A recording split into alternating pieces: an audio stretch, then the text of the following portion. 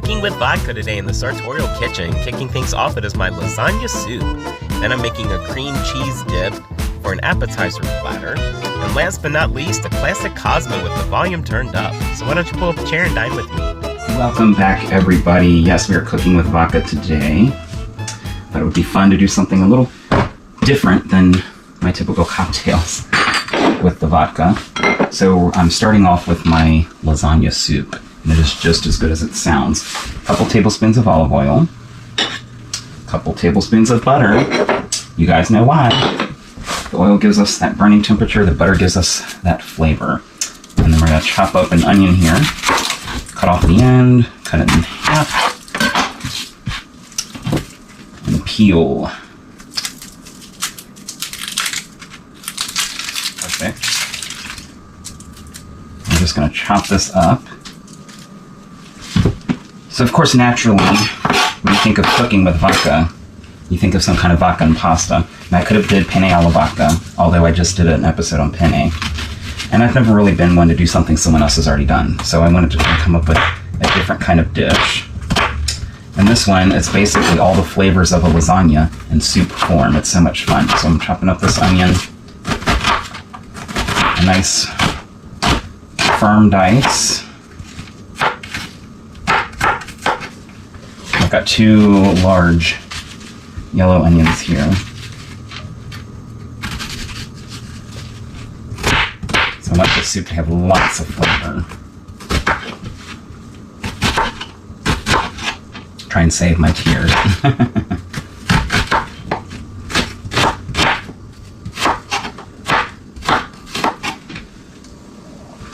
And then we can go ahead and dump in our first onion here.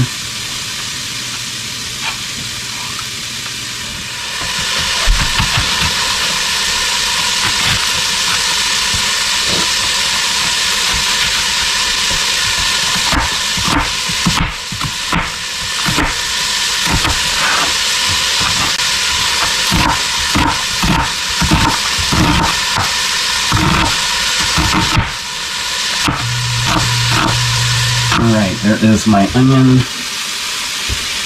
This seems like a lot of onion, but we're making a lot of soup. This is really the only veggie I'm adding, and this is going to cook down and really sweat and get nice and soft and tender. And speaking of sweating, I'm coming here with a generous amount of salt and a generous amount of pepper. We always season in layers. So I'm getting the seasoning started. I'm just going to stir those onions around so they all get coated in that butter and oil. About 5 to 6 minutes, just let them get nice and soft and tender. And then we'll add some garlic and get this party started. Oh yeah, look at those onions. Nice and sweat it down. I just want them kind of soft. I don't want to caramelize them. So that's perfect. And then I've got some of my jarred garlic here. I want this to be very flavorful, so I'm going to add about a tablespoon. And get some of that nice garlic oil in there too. So I want this to be very flavorful. Now this garlic won't take long to cook, about a minute. Because it is minced, it's fine, and it will burn. So I don't want to go too long with it.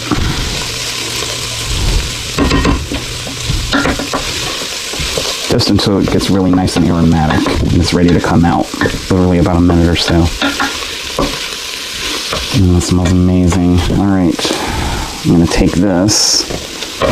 I've got a little bowl here. And scrape this out. We'll be adding it back in here shortly. If we don't get it all, that's okay.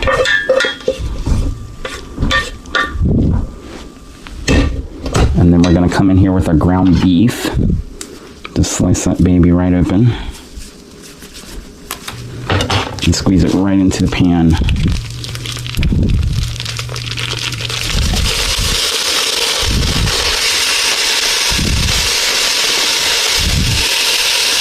Get all of that out of there.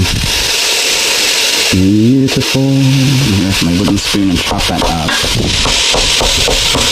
I don't want this cooking in one giant lump. I want for ground beef to be evenly dispersed.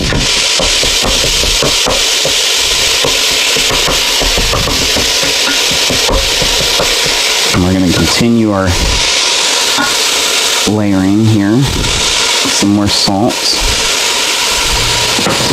some more pepper, and a little oregano. And with the oregano, I always use the dried, and I like to rub it between my hands because it really activates the oils in the dried herb, and just about a teaspoon or so just to really give it that classic Italian note. And then we're just going to kind of break that up, let that render down.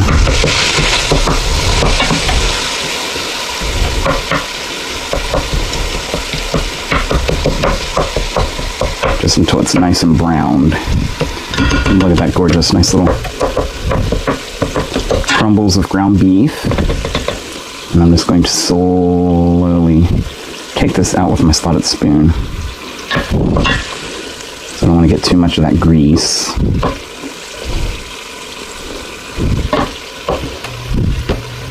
We don't want a greasy soup. We want a nice, flavorful soup.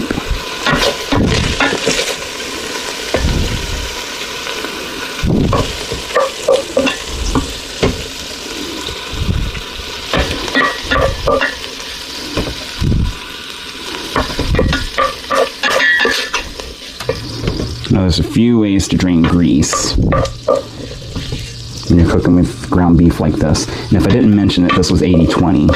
So I do want it to have a little fat so the meat's nice and juicy. I don't want dry ground beef. So you can use kind of like a pasta strainer and drain the grease out that way. I don't have a ton of grease in here, however, so I should be able to just come in here with a paper towel and you just kind of dab it in there and soak up that grease. I don't like the paper towel to burn or cook or anything. Just kind of come in here and just kind of tap. Beautiful. Should be good. Now we are ready to start the base of our sauce. So I've got some vodka here. It wouldn't be vaudeville without the vodka. I'm going to add about a 1/4 cup. Just enough to glaze the bottom of the skillet. Oh, and you can smell that. So good. And then come in here with my spoon and scrape. Get all those brown bits up from the onion and the ground beef and the garlic. And then I'm just going to let that cook for about a minute. You'll smell that kind of alcohol taste cook off a little bit.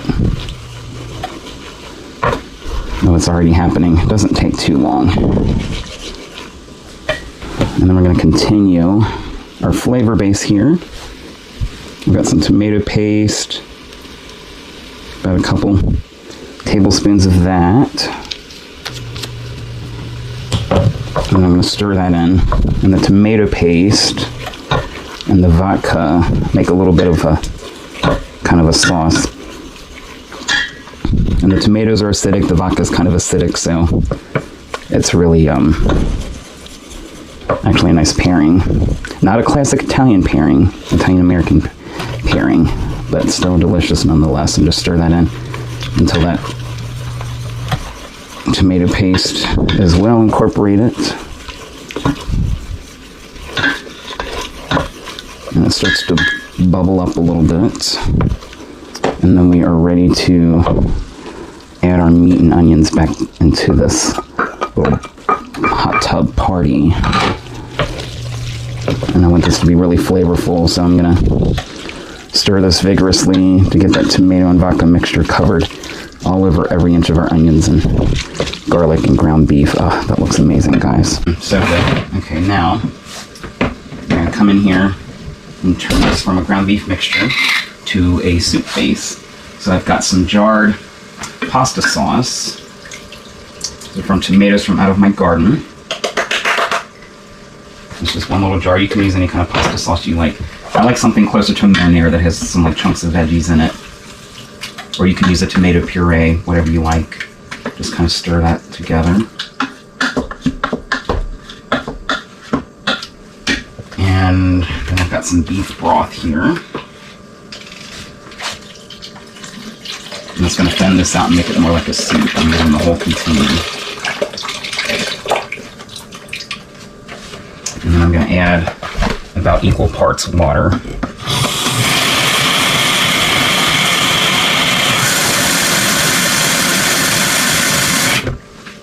So it's going to be a nice, luscious, hearty soup. Beautiful. And just let that go until it starts to come to a boil. We'll add a few more things to it. And of course our lasagna noodles. Can't have lasagna soup without lasagna noodles. And while we wait on this, I'm going to show you a fun little appetizer with some vodka. Alright, before we start our little appetizer, I've got a few more things I want to add in here. Some more thyme. You just throw the whole stick in. That'll cook down and really flavor this. And then I've got some more basil here from out of my garden. My basil did really good this year, guys. I'm just going to throw in the whole leaves. It's going to kind of cook down like spinach and just wilt and really give the soup lots of flavor. I don't know if I'll use all of this, but I wanted to go ahead and pick it because it's probably not going to keep too much longer out there. I think I'll do about half of this.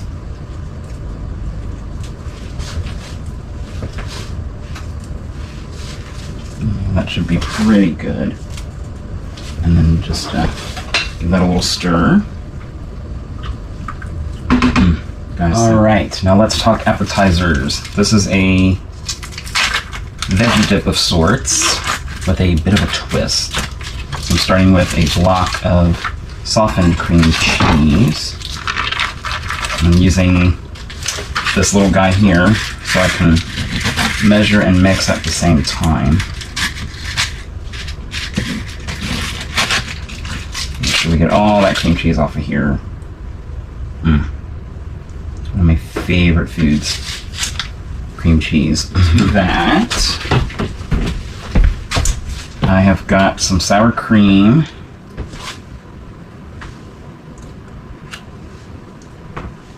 About a 1/3 cup.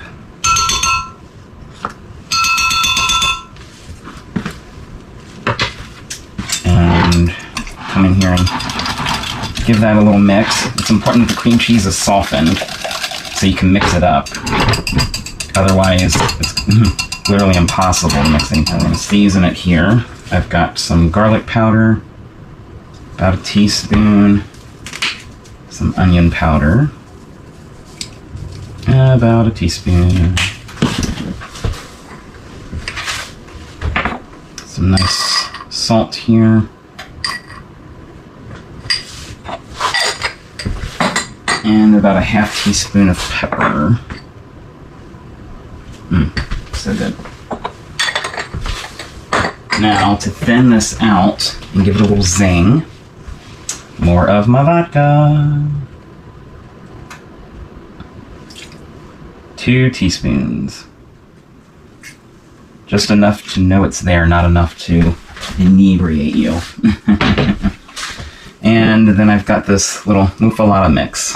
So the recipe in general calls for olives. So muffalata, it's an olive mix. It's got pimentos in it as well, so instead of buying the olives and the pimentos for this recipe, muffalata mix. And it's also got some, it's a variety of olives.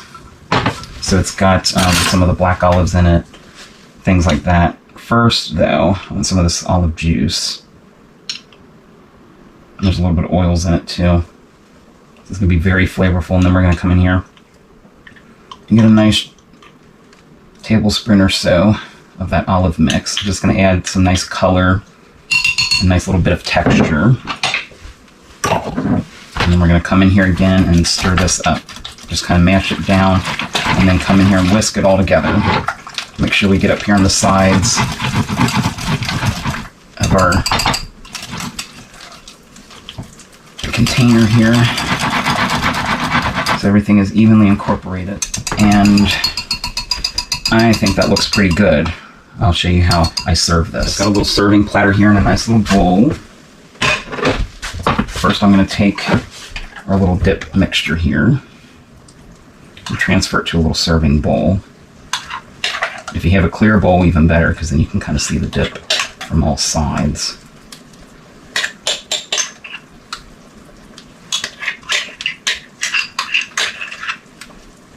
think that's pretty good.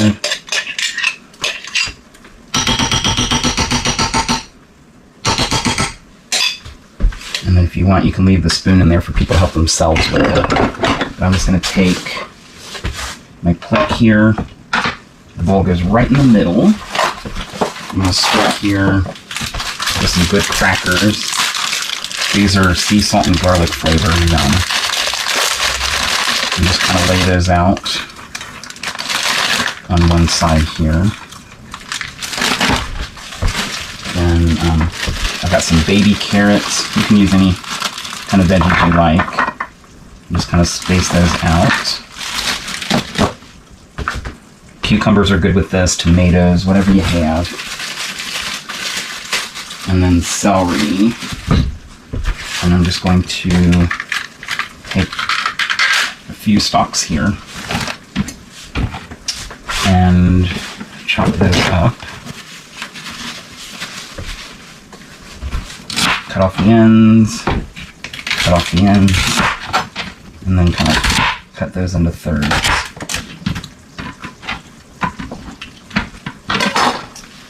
And there you have it, a nice little veggie appetizer dip tray. And I do want to come in here and give this a little taste, of course. Take the spoon and just spread a little of that on our cracker. And bon appetit.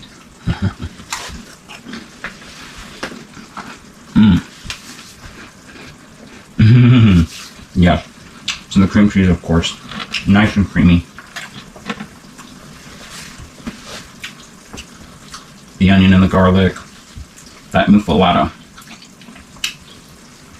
gives it a nice little kind of brininess, kind of salty ocean vibe. And then you get a little back note of that vodka. It just kind of hits you like, ooh. It's not like taking a shot of vodka where it burns. You just feel, you can kind of feel like, ooh, there's something going on here. This makes it interesting. Yeah. All right, so I'm going to clean that up. And then we will get to finishing up our soup here. Come to a nice boil, and I think it's ready to get going. Okay, this is cooked down beautifully. You could eat it just like this, but I'm making a lasagna soup, so I need lasagna noodles. So you can use any kind of pasta you like. I just thought the lasagna would be fun. And we're going to break some rules here, literally. So, I know I tell you all the time, never break your pasta, but this time it's okay, because we don't want large lasagna sheets here in our soup. That would be too hard to eat. So I am going to take my pasta here and break it up into little pieces. And just give that a little stir. And literally just as long as it takes that pasta to cook. So about 10 to 12 minutes or so. You can kind of follow the instructions on the box. And I got a few things to finish this off with, and we will be ready. All right, everybody, time to finish up our soup. So I've got some heavy whipping cream, give it a little shake. About half this container. It's gonna give the soup a nice color, a nice creaminess. And I do this just before the noodles are about finished cooking, so the cream has time to kind of meld with all the flavors here. I already took out our sprigs of thyme. And to make this extra luscious, I've got some ricotta here. And about a half cup or so. As much or as little as you like. And of course I love ricotta, so I'm gonna add a generous amount here. And just kind of let that dissolve into our pasta. And you'll see it gets a nice, gorgeous color here. So good. And in just a few minutes, 5 to 6 tops, just let that all kind of cook down. And we will be dining in. All right, so that's gone for just a few minutes. And I want to finish it off with a little more salt. I always wait till the end to add my last bits of seasoning, because flavors like salt and pepper, they will boil out and you're not really getting too much there. And just a little sprinkling of pepper. So I want this to be nice and flavorful. And just stir that in. Make sure we get all of our thyme out of here. Don't have time for that. Stir that in. Ah, beautiful.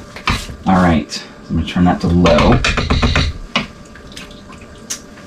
And let's get a ladle and plate this baby up. So first I'm going to start with a nice, generous helping here of all the meat and the noodles. And then I'm going to come in here and get some of that broth. Oh, guys, it smells so good.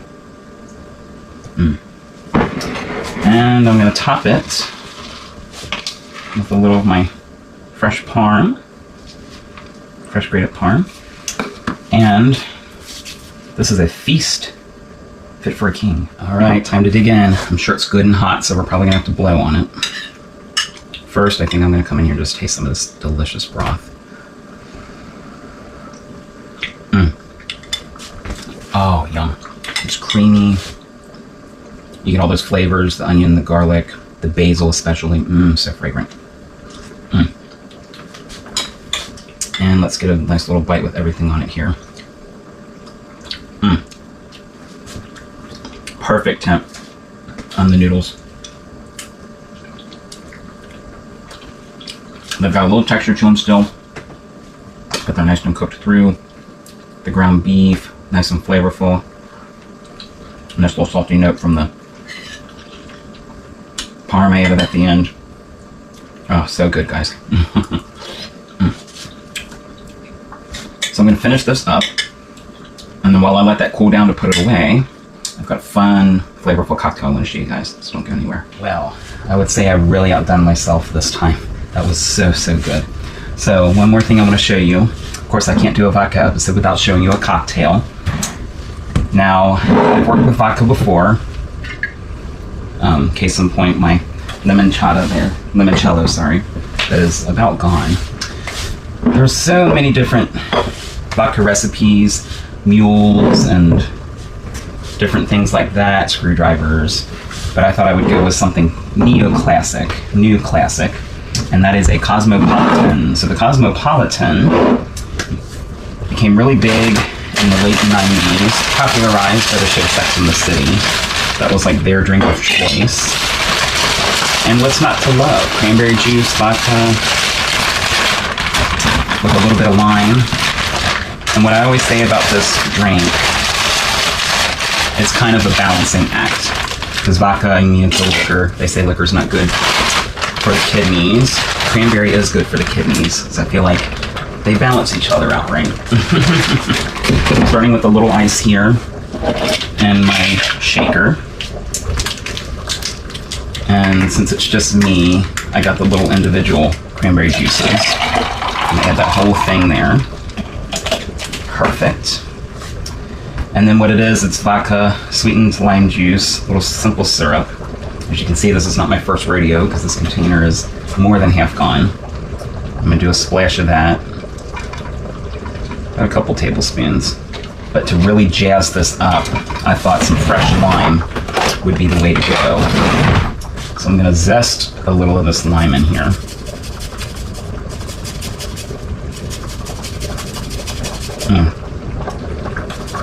About half this lime.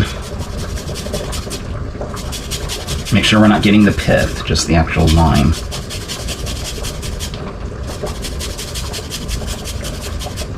Beautiful. And I always say check for stragglers, but we're gonna save the stragglers for garnish. And then I'm gonna come in here with my knife, cut this baby in half. We'll zest before we juice because we cannot zest once we juice. It's impossible. I'm gonna squeeze this in here just to give it some real freshness. And why not? I love lime. Beautiful. Now there's your virgin Cosmo right there, but we're not having virgin Cosmos. So I've got some vodka here. This is Burnett's, lime flavored. Burnett's, it's on the bottom shelf. Now if I'm doing a shot of vodka, I want Tito's or I want Smirnoff. But if I'm making a mixed drink, the cheap stuff is just perfectly fine because it's all gonna taste the same. We're gonna add a couple shots of that just until we come up to that kind of fill line on here. And then we're ready to shake this baby up. All right, then you just need a nice big glass in here that's gonna hold everything in place. And then we give it a little back and forth just to mix everything together. Make sure you hold that on firmly so it's not spilling. And then we're going to carefully pour this into our glass. This is my little birthday chalice that my favorite person, Ruth, got for me years ago. It's got my name on it and everything. And it's the perfect color for a cosmo. And I'm just going to carefully pour that in here. If you have a cocktail shaker, even better, but this will do. You just fill that up. And then if you want, you can give yourself another little spritz of the fresh lime juice.